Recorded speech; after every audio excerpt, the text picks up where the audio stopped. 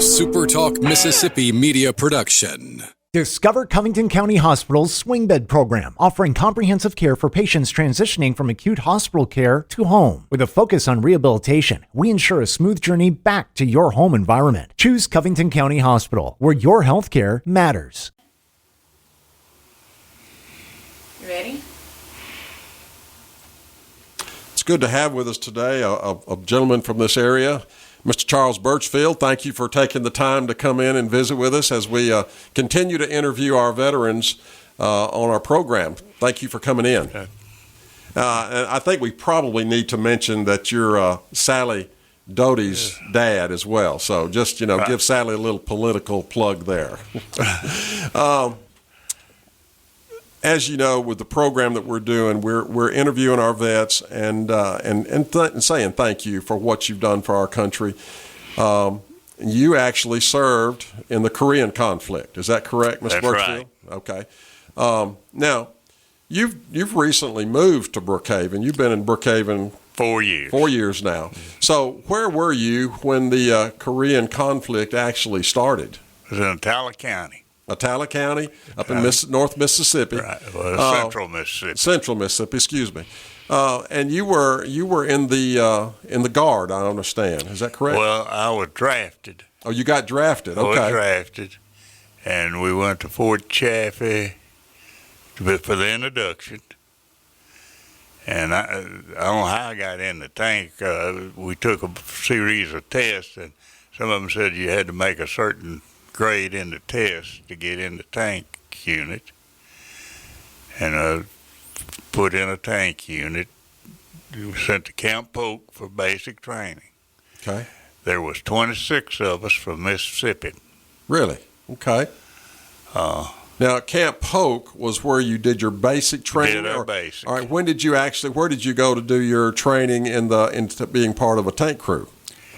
Well, we started in Camp Polk. Oh, you did? Okay. It was a tank unit, Okay. and of course they had just the basic background, people, and we had to do all, you might say, help. Well, actually, I helped with some of the training. Okay. So what were you doing before you were drafted? What kind of work were you I doing? was working with the state highway department. Okay.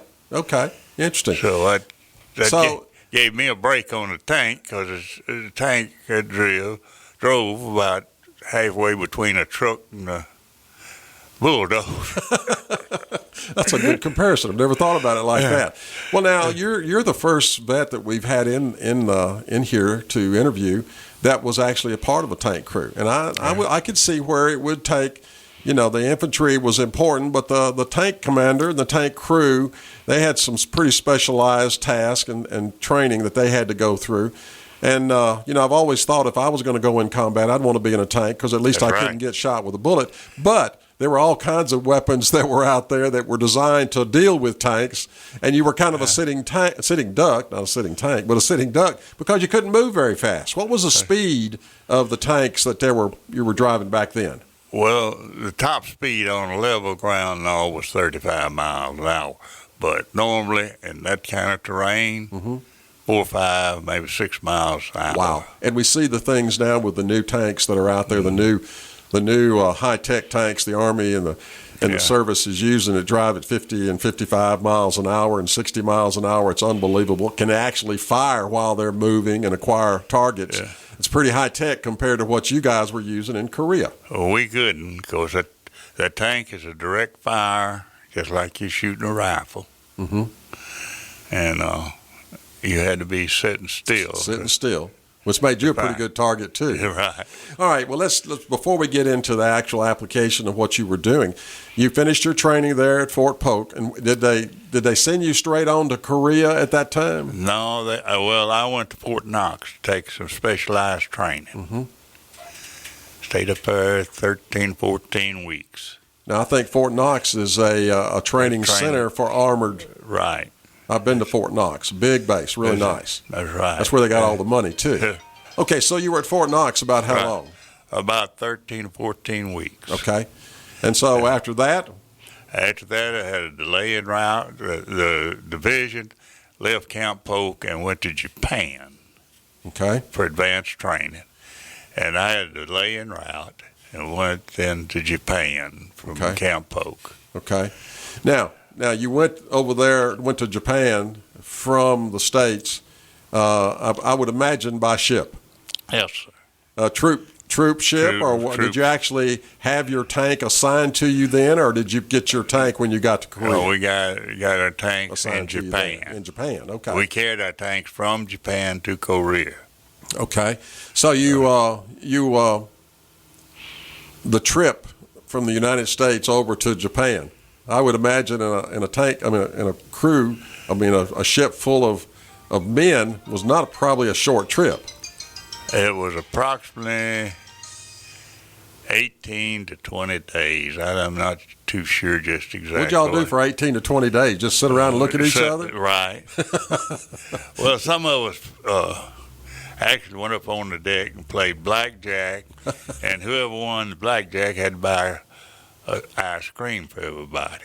Oh, my so goodness. Actually, you never did win anything. You just well paying for ice Got cream, some ice killing cream. time. Neat. Yeah, and I imagine you had a lot of time those days. All right, so you're in Japan. You get your further advanced training, and then Right. you're sent to Korea. Sent to Korea. All right, now I've talked to several Korean veterans, and we've got to start by talking about the weather. The terrain is pretty rough. A lot of folks Right. may not realize there's a lot of mountainous area. It's rocky, almost not really a desert, but a lot of rough area that would be a challenge for a tank to maneuver in. Were you guys assigned to that kind of location? Yes, sir. A lot of rough ground. A lot of rough ground. What was the weather like there? And the weather was cold. That's an understatement. That's right. The day we went up on the line was Christmas Day of '51. And it rained, sleeted, and snowed, and froze over. Everything froze that night. Mm. And the Well, now- little old heater we were supposed to have had, it was so cold, put it on the ground, it dripped, you'd use diesel fuel to burn, to heat it, Right. and it wouldn't burn. My goodness. So it was that cold. It was that cold. Now, I would think also, there's a lot of folks in our community, in our area, who love to, dicker with tractors and backhoes and dozers. The weather had to create major issues for you guys in a tank. I mean, you had to, Yes. the maintenance on that tank, you had to be, your fuel, it was probably diesel, if I'm correct. No, it was gas. It was regular gas, okay. And, was it an air-cooled engine, or, did No, you have... It was So you... a regular, conventional engine. No. Okay. And you had was there a lot of maintenance involved because of the weather?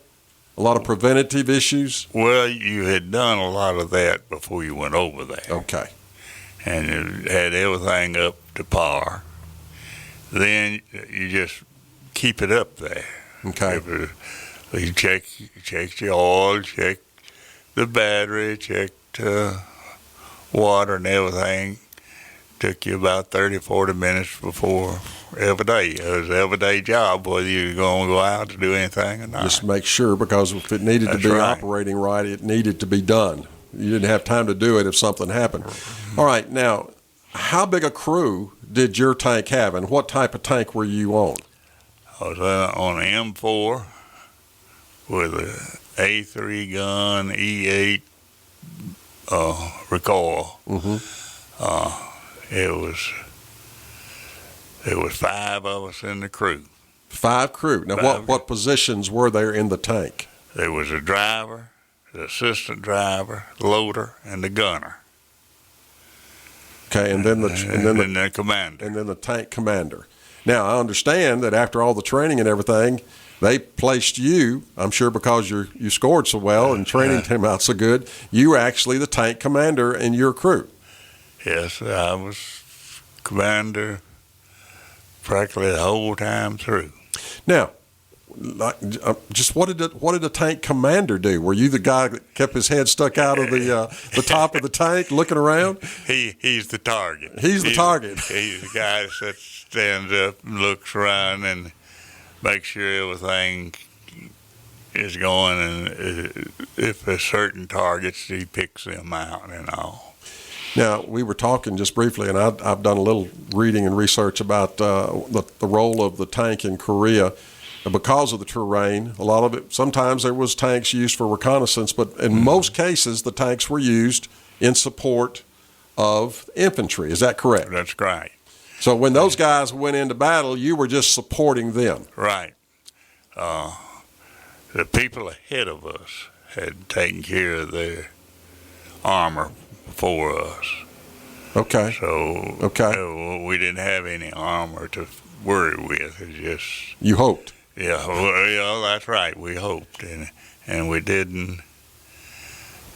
We were actually loaded with some armor-piercing ammunition. But in other words, if you came in contact with enemy tanks or armored vehicles, you had the type of round that was necessary to deal with them. Because, wow. See, there you have a personnel round that when it hits, it explodes and shrapnel goes everywhere. Right. And that's basically what we use most of the time, backing up the infantry. Okay. They would. Well, we're coming up. Infantry would go as far as they could go, and they'd stop and say, "We need you to hit so and so." Gotcha. Now, I've been around a few tanks and heard them run and this sort of thing, but I've never quite been able to talk to anybody that could tell me what was it like inside the tank with that rascal running. Was it loud? Not too loud. It had a semi-muffler back, and the exhaust went out the back. And all of y'all wore headphones to communicate with one another. Right. Interesting.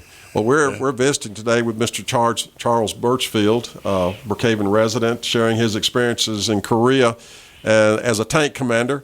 And we'll be right back in just a few minutes after this break. Well, welcome back. We're glad to have with us today Mr. Charles Burchfield, resident of Brookhaven, father of Sally Doty. And he's been very gracious to come in and share with us some of his experiences in Korea during the Korean conflict. And he was a tank commander. Very interesting. The first vet that we've had in that was actually in a tank crew. He's been sharing some stories.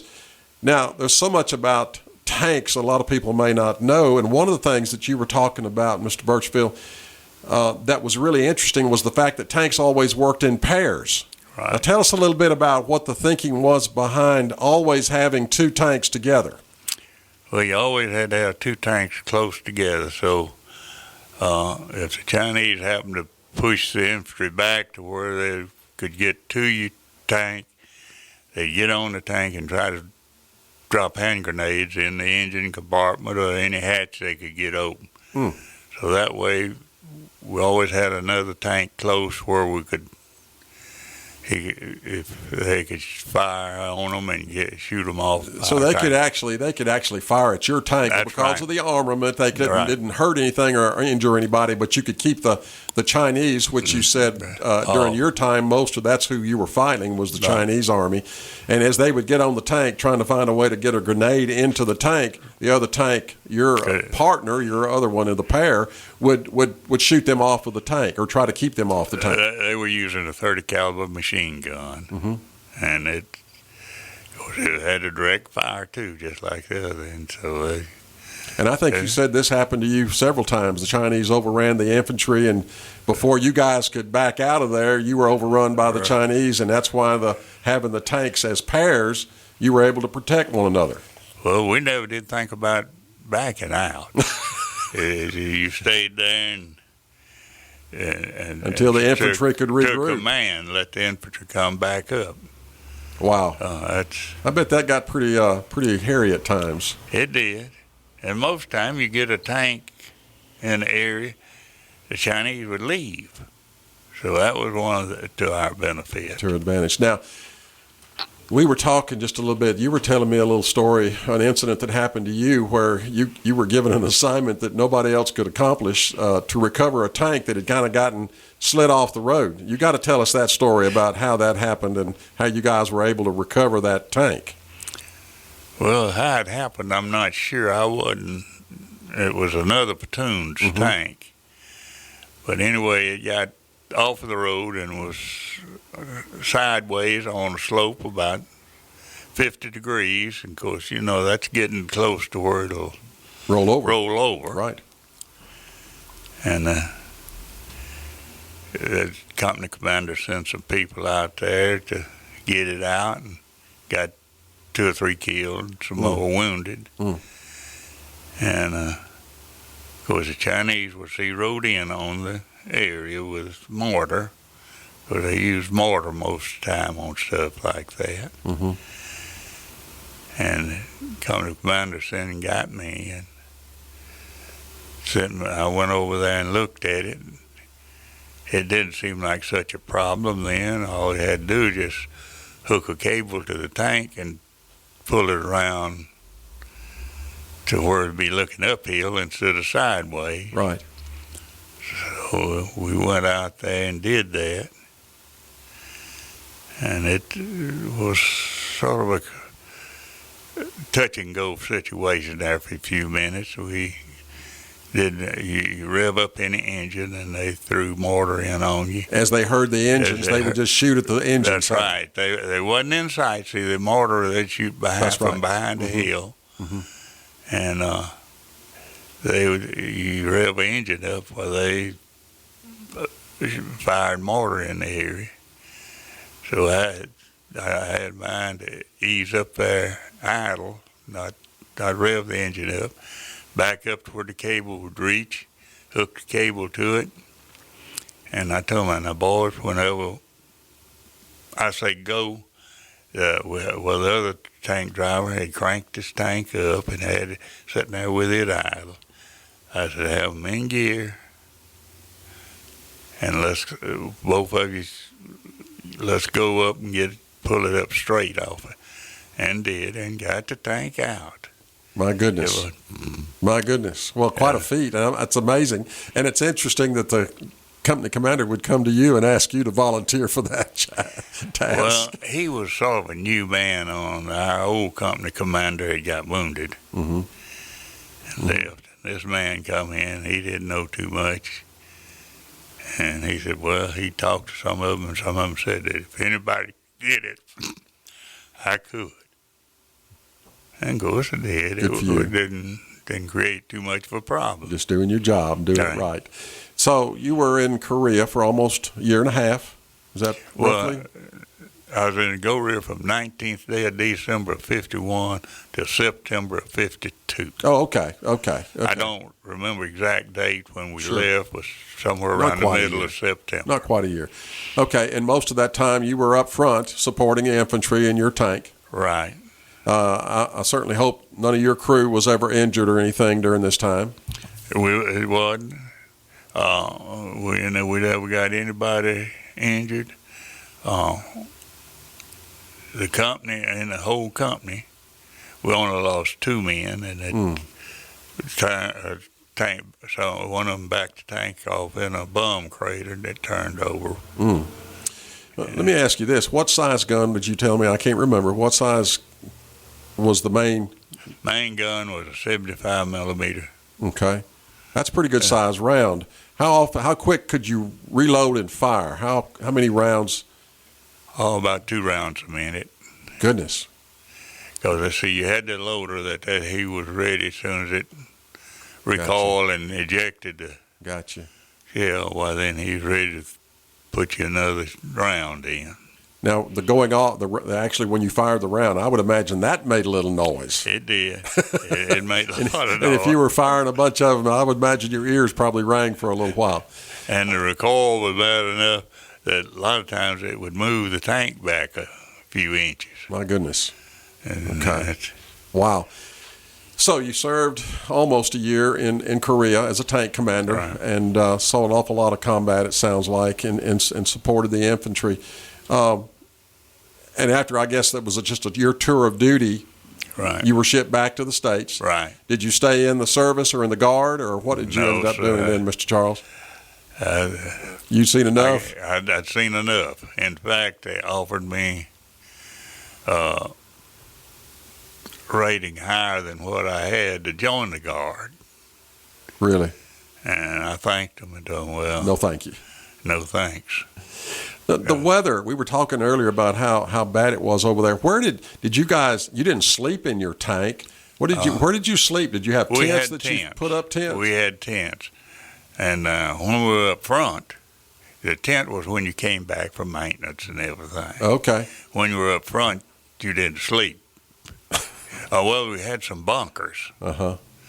And then at night, one crew would stay up on a guard and the other sleep. How'd you get fuel? Because I know those things probably didn't get very many miles per gallon. Did trucks bring you fuel, or did you have to go back and We get had to fuel? go back and get and fuel. get fuel. I was fixing to say Because they're a they little held, dangerous. I want to say 80 gallons of fuel. Mm-hmm. Got about 4 miles a gallon. Goodness. It's, Goodness so, gracious. you were limited as the distance that you went. Wow. What about your food? You get a lot of square meals, a lot of hot meals, or in you probably didn't K rations or. It depended on where you was at. I got you. I was at one place and got one hot meal a day, Okay. and the rest of the time you had K rations and all. But And you was glad to get that. yes, sir. What unit were you in while you were in Korea? I was in the 179th Infantry Tank. Infantry Tank Division. Right. Interesting. Mr. Charles, I can't tell you how much I appreciate you taking the time and making the effort to come in today. And as we've been doing, this is all about the celebration of our 10th anniversary for the Military Museum that we've got here in Brookhaven. And we've been interviewing a vet every week, and we're going to up till November the 11th. And it has been such an honor, treat for me to sit down and hear you guys tell these stories. But I have got to say, as I say to all of them, Mr. Charles, thank you for your service to your country. Thank you for your willingness to do the job that you were asked to do and doing it as well as you did. So, again, on behalf of a grateful nation, thank you, Mr. Burchfield, for what you did in Korea. Well, we think we did a good job. But if it had left us alone or not 2 more months, we wouldn't have the problem we got now. Wouldn't have the problem there now. They don't always listen to the military a lot of times. Well, it has been a treat for me to have you, Mr. Charles, and we're honored that you're a part of our Brookhaven family and community now. And we're glad Miss Sally's down here, and we're going to keep her in the fight. Good. So we are, again, thank you for coming in today. Thank you.